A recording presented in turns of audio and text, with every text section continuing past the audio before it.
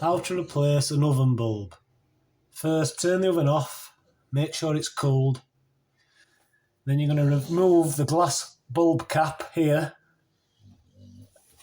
by unscrewing it.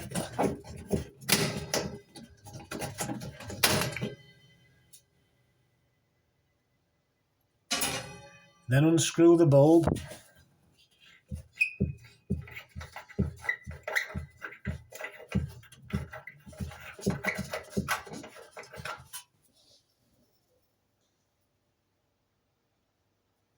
That's a blown bulb. Make a note of what size it is.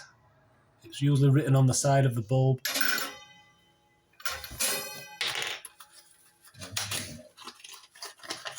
So this is the new bulb.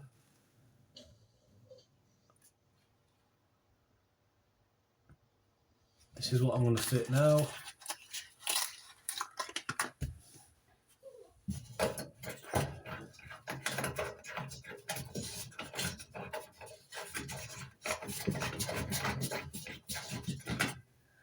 That's screwed in tight. Then make sure you replace the glass cap.